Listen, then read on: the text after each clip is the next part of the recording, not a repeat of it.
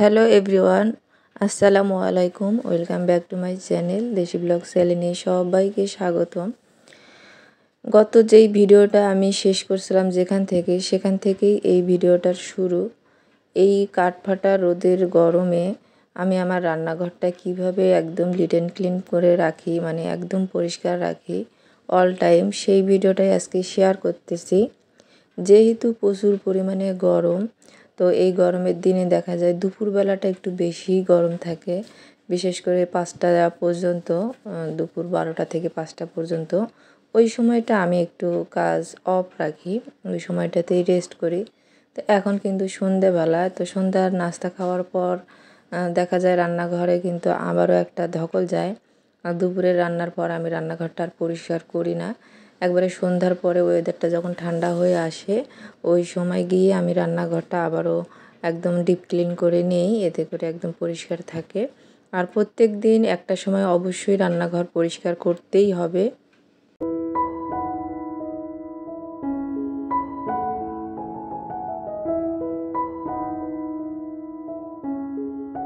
এটা আমার দৈনন্দিন কাজের রুটিনের মধ্যেই পড়ে।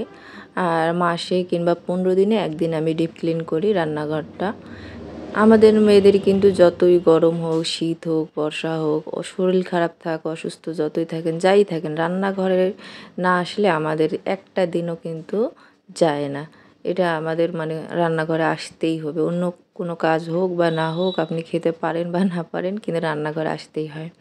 তো সেই জায়গাটাই যদি পরিষ্কার না থাকে, সেখানে কিন্তু কাজে একদম মন বসে না। রান্নাঘরটা পরিষ্কার যদি থাকে তাহলে দেখবেন যেমনই থাকি না কেন কাজ করতে বেশ ভালো লাগে। তো ওই দিন থেকে হচ্ছে আমি কাজটা মানে ব্লগটা শুরু করছিলাম। আর ওই দিনের মানে রাত পর্যন্ত আমি কি করছি সেই ভিডিওটা কিন্তু বেশিরভাগ আছে আমার এই আজকের ব্লগে। তো রান্নাঘরটা মোটামুটি একরকম পরিষ্কার করে ফেলছি। আর এই গ্লাসের জারটা কেনার পর থেকে মানে যেদিন ইউজ করছিলাম সেদিন তো আমি মানে প্রথম গ্লাস রাখছিলাম সেদিন তো আমি মানে ধুইছিলাম, এরপর আর ধোয়া হয় নাই। তো সেইটাই ভাবতেছি যে আজকে এটা ধুয়ে আমি হচ্ছে একটু পানি ঝরাতে দিই, সকালবেলা আবার গুছিয়ে নেওয়া যাবে। তো একটু ভিম লিকুইড নিয়ে হচ্ছে ভালো করে একটু ঘষে মেজে, এই জিনিসগুলা কিন্তু খুব বেশি ঘষা মাজা করতে হয় না, কিন্তু একটু ধীরে ধীরে আলতো হাতে এগুলা পরিষ্কার করতে হয়। গোল্ডেন কালারটা না নেওয়ার একটাই কারণ ছিল, গোল্ডেন কালারটা নিলে আমি এরকমভাবে আর কি ডিপ ক্লিন করতে পারতাম না, যার কারণে আমি গোল্ডেন কালারটা নেই। আমার আসলে সব জিনিস একটু ধুয়ে মুছে রাখতে ভালো লাগে, সেই জন্য এই কালারটাই নিছি। এটাই আমার কাছে ইউজফুল মনে হয়েছে।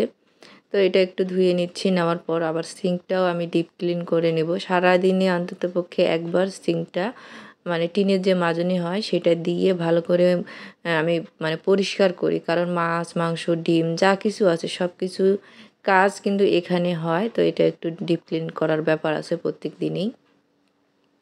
এখন আমি এটা একটু মানে ওই যে ভিম লিকুইড আর একটু ডিটারজেন্ট পাউডার দিয়ে ভালো করে ঘষে মেজে আর কি পরিষ্কার করে নিচ্ছি। আর আমার এই সিঙ্কের যে টেপটা আছে এইটা দিয়ে বেশি পানির চাপ হয় না, কেন জানি না। তো ওই জন্য আমি হচ্ছে একটা মগে করে পানি নিয়ে ভালো করে এখানে পানি ঢেলে ঢেলে ধুয়ে তারপরে এখন একটু মুছে নিচ্ছি। আমি আগে হচ্ছে পানি ঢেলে ভালো করে সব কিছু ধুয়ে দিই, তারপরে এটা আর কি মুছে রাখি। আর এই যে বলতেছিলাম টেপটার সমস্যা আছে, এই যে টেপটা দিয়ে সব সময় এরকম পানি পড়তেই থাকে, এটা আর ঠিক করাও হচ্ছে না। তো এখন মানে মোটামুটি আমার পুরো রান্নাঘরটা আমি পরিষ্কার করে ফেলছি। সারাদিনের মধ্যে তো মানে পুরো বাসাটা আমি ক্লিন করছিলামই, কিন্তু রান্নাঘরটা ডিপ ক্লিন করা হয় নাই, সেটাই করলাম। এখন হচ্ছে ছেলে বলতেছে, মা আমাকে একটু জর্দার সেমাই করে দাও। তো তো কী আর করার, বাচ্চারা যখন যেটা আবদার করে সেটা তো শুনতে হয়। তো একটু বেশি করে জর্দা সেমাইটা রান্না করলাম, একটু ফ্রিজে রেখে দিব, ওর যদি আবারও খেতে ইচ্ছে করে পরে বের করে আর কি ওভেনে গরম করে খেতে পারবে, সেই জন্য। তো আমাদের বাসায় এক একজনের এক এক রকমের আর কি মানে নাস্তার আইটেম করতে হয়। তো ও হচ্ছে মানে দুধ দেওয়া কোনো সেমাই খায় না, এরকম জর্দা দুধ ছাড়া রান্না করে দিলে খুব ভালো খায়। তো হচ্ছে ওকে আমি এখন সিমাইটা দিয়ে দিব। আর রাতের মানে ব্লগ মানে রাতের ভিডিও এখান থেকেই শেষ। আবারও পরের দিন থেকে আমি ভিডিওটা শুরু করছি। তো এটা পরের দিন প্রায় সকাল 9:30টার মতো হবে। তো আমরা তো নাস্তা আগেই খেয়ে ফেলছি। এখন হচ্ছে আমি তরকারি কাটাকুটা করে নিলাম। তো এখানে আমি হচ্ছে মানে শসা, টমেটো আর লেবু কেটে নিছি। তো এই সময়টা একটু ফল ফ্রুট সালাদ এগুলো আর কি খাই, আমাদের আর কি একটু অভ্যাস। তো ভাবলাম যে একটু শশা যেহেতু আছে তো লবণ দিয়ে খাই। এইখানে আমি শুকনা মরিচ আর লবণ মানে গুঁড়া করে রাখছি, শুকনো মরিচটা একটু টেলে নিয়ে লবণ দিয়ে গুঁড়া করে রাখছি। এটা দিয়ে শশা খেতে অনেক টেস্ট লাগে। তো আমি আর সুমাইয়া এখন বসে একটু শশা খেয়ে আবার হচ্ছে রান্না বান্না শুরু করব। আবার কিছু টুকিটাকি কাজ আছে, সেগুলাও হচ্ছে শুরু করব। তো আমি কাঁচা টমেটো খেতে অনেক পছন্দ করি, আর শরীরের জন্য এই গরমে কিন্তু টমেটো শসা খাওয়া অনেক ভালো, শরীর ঠান্ডা থাকে।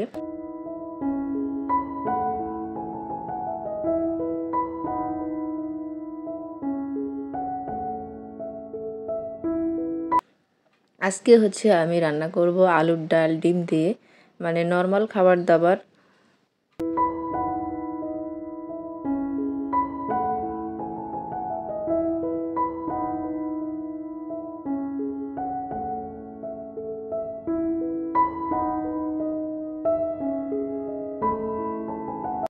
রান্নাঘরে চলে আসছি রান্না করার জন্য। তো দেখা যাবে 10:30টার মধ্যেই আমার রান্নাবান্না শেষ হয়ে যাবে। আর অফ ক্যামেরায় কিন্তু সকালের কাজবাজ আমি সেরে নিয়েছি, সেগুলো আর আপনাদের সঙ্গে আজকে শেয়ার করলাম না। এখানে আমি 4টা ডিম ভেঙে নিচ্ছি, ডিম মানে ভাজে দিব, গোটা ডিমও দিব। মানে সুমাইয়ার বাবা আবার গোটা ডিম হচ্ছে খেতে চায় না, তো সুমাইয়া আবার গোটা ডিম খেতে চায়। তো আমাদের জন্য ডিম ভেজে কেটে কেটে দিব। এইভাবে দিলে কিন্তু তরকারিটা খেতে আসলে অনেক ভালো লাগে। আর আমাদের দিনাজপুর রংপুরের মানুষ কিন্তু এই তরকারিটা খুব অ্যাভেলেবেলই খায়, ভালো খাওয়া যায়। আর গরমের দিন রান্নাঘরে তেমন একটা থাকতে ভালোও লাগে না, এই জন্য আজকে একটা তরকারি ভাত রান্না করব। ফ্রিজে কিছু তরকারি আছে, ছোটো মাছের তরকারি বড় মাছের তরকারি আছে। তো কেউ যদি মাছ খেতে চায় সেগুলা বের করে গরম করে দিব। আমার বাচ্চারা এই তরকারিটা হলে ওদের আর তেমন কিছুই লাগে না, ওরা মানে মশলা দিলে খুব ভালো খায়। তো যার যার সংসারের কাজ সে সেই মতো করে হিসাব করে আর কি রুটিন করে যদি করে, তাহলে কিন্তু কাজগুলো খুব সহজেই একা হাতেই সামলানো যায়। হেল্পিং হ্যান্ডের দরকার হয় না, নিজের কাজ নিজেই কিন্তু করা যায়। আমার কাছে তো মানে আমি অনেক দিনই কাজের লোক ছিল আমার, যতদিন মানে সুমাইয়ার আর কি 5 বছর বয়স হয় নাই ততদিন পর্যন্ত আমার বিয়ের পর থেকে ছিল, কিন্তু কখনোই আমার তাদের কাজ আর কি পছন্দ হতো না। তো মানে শুধু ভাবতাম যে বাচ্চাগুলো মানুষ হয়ে গেলে আমি আর রাখবো না। তো যাই হোক, এখন আমার কাছে মনে হয় যে আমার নিজের কাজ নিজে করি, যখন মন তখন করি, যখন মন তখন আবার রেস্টও করা যায়, বাইরেও যাওয়া যায়। কিন্তু কাজের লোক থাকলে সেইটা হয় না। দেখা গেছে এখন আমার বাইরে যাওয়ার সময় কিন্তু তাদের জন্য আমি আর বেরোতে পারছি না। আবার আমার মানে একটু আগেই কাজ করে নেওয়ার অভ্যাস, সেটাও আবার তখন হয় না, ফেলে রেখে বসে থাকতে হয়। এই একটা মানে ছিল আর কি, সমস্যা ছিল। তো এখন আমার কাছে ভালো লাগে, নিজের কাজ নিজে করতে ভালো লাগে, সব কিছুই রুটিন মাফিক করি। আর সবথেকে বড় সাপোর্ট যেটা সেটা হচ্ছে সুমাইয়ার বাবা আমাকে অনেক কাজে হেল্প করে, মোটামুটি বড় বড় যেই কাজগুলো থাকে সেগুলো সে করে দেয়, এটাও একটা কিন্তু প্লাস পয়েন্ট। তো এখানে আমি হচ্ছে রসুন কুচি, পেঁয়াজ কুচি, কাঁচামরিচ আর হচ্ছে টমেটো দিয়ে একটু নাড়াচাড়া করে পানি দিয়ে দিলাম, কারণ আমি এটা ভাজবো না। এখন এখানে হলুদ গুঁড়া, মরিচ গুঁড়া, গরম মশলা গুঁড়া আর হচ্ছে গোটা গরম মশলাও আমি দিয়ে দিয়েছি হালকা করে, মানে সব কিছুই একটা দুটা করে। আর এখানে লবণ দিয়ে দিচ্ছি, একটুখানি জিরা বাটা দিছি, আর কোনো বাটা মশলা ইউজ করিনি যেহেতু রসুন কুচি দিছি সেই জন্য। তো মশলাটা আমি একটু ঢাকনা দিয়ে দিছি, ওটা একটু মজে যাক। আর এইদিকে হচ্ছে আমি এই যে গ্লাস স্ট্যান্ডটা কাল রাত্রে ধুয়ে দিয়েছিলাম, ওটা একটু শুকনো টাওয়াল দিয়ে মুছে তারপরে সেট আপ করে রেখে দিব। এর সঙ্গে আমি টেবিলটাও এখন ডিপ ক্লিন করে নেব আর কি। এই যে টুকিটাকি সব ধরনের কাজই কিন্তু করতে হয়। তো কাজের ফাঁকে ফাঁকে কিছু কাজ করি, আবার কাজের আগে মানে রান্নার আগে বাইরেও কিছু কাজ করি। রান্নার পাশাপাশি কিন্তু চাইলে অনেক কাজই করা যায়, তো সেইটাই। আর এত গরম থাকার সত্ত্বেও কিন্তু কোনো কাজ যে করব না এরকম কোনো সংসারের কাজ থাকেই না, যে গরম থাকে এই কাজটা আজকে না করলেও চলবে এরকমটা হয় না। বরং দৈনন্দিন মানে প্রতিদিনই দেখবেন একটা দুটা কাজ বেশিই করতে হয়, আর সেইটাই।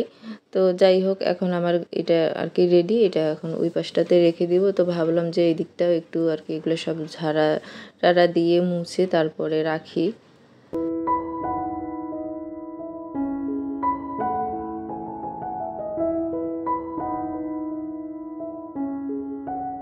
তো আমরা চাইলেই কিন্তু অনেক কিছু করতে পারি, আসলে ইচ্ছা শক্তিটাই হচ্ছে বড় ব্যাপার।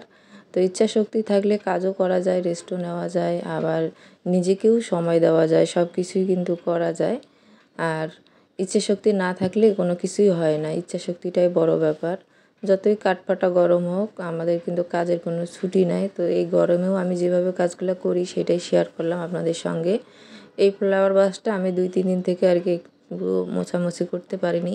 এগুলো যদি এইভাবে মুছে নেন তাহলে কিন্তু আর এগুলো মানে পানি দিয়ে ধুতে হয় না। আর ডিটারজেন্ট পানি দিয়ে ধুলে এগুলো অনেক পরিষ্কার হয়, বাট এর যে অরিজিনাল একটা সৌন্দর্য থাকে সেটা কিন্তু নষ্ট হয়, অনেকটাই কমে যায়।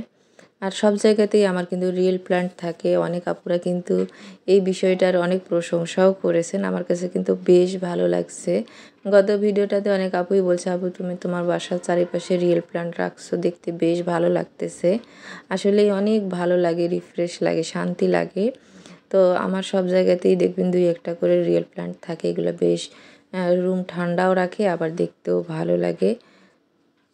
এখন টেবিলটা একটু মুছে নিচ্ছি আর শুকনো টাওয়াল দিয়েই পরিষ্কার করতেছি, কারণ রাত্রেবেলা এগুলো আমি সব ডিপ ক্লিন করছিলাম। এখন আর ডিপ ক্লিনের ব্যাপার নাই, এখন হালকা একটু মুছে রেখে দিলাম। এরপরে আমার মশলাটা কিন্তু বেশ ভালো মজে গেছে আর খুব ভালো মতো কষিয়ে নিয়ে পরে আরও একটু পানি দিয়ে কষিয়ে নিছি। এখন হচ্ছে সেদ্ধ করে ম্যাশ করে যে আলুটা রাখছিলাম সেইটা দিয়ে আর একটু কষিয়ে নিব, তারপরে গিয়ে ডিম দিয়ে ভাজা মশলা দিয়ে ঢাকনা দিয়ে দিব আর কি। আলুটা একটু ভালো মতো কষিয়ে নিলে এর মধ্যে মশলাটা ঢুকে যায়, তখন খেতে অনেক মজা লাগে। যারা এটা খাইছে তারা তো জানেই, যারা খাননি তাদের উদ্দেশ্যে বলে দিচ্ছি আর কি। তো এইটা একবার রান্না করে খেয়ে দেখবেন, অনেক টেস্টি লাগে।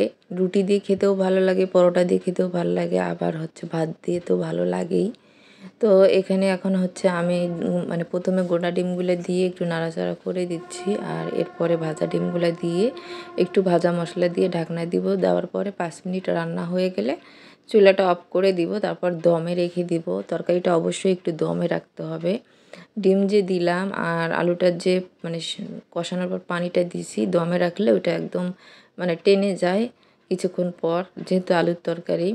এখন একটু ঝোল ঝোল মনে হচ্ছে, পরে কিন্তু এটা দেখতে একদমই ঝোল থাকবে না। আর রান্নাবান্না শেষ করে এরপরে হচ্ছে আমি শাওয়ার নিয়ে খানিক রেস্ট করে নিছি। এরপরে জোহরের নামাজের পর খাবার খেতে আসছি। তো এখন হচ্ছে আমি দুপুরের লাঞ্চটা করে নিব। আর সবাইকে একটা কথাই বলবো, যারা ভিডিওর এই পর্যন্ত আসছেন অবশ্যই একটা লাইক দিয়ে দিন। আপনাদের একটা লাইক কিন্তু আমার কাছে মহামূল্যবান, আমার চ্যানেলটার জন্য অনেক বেশি জরুরি একটা বিষয়।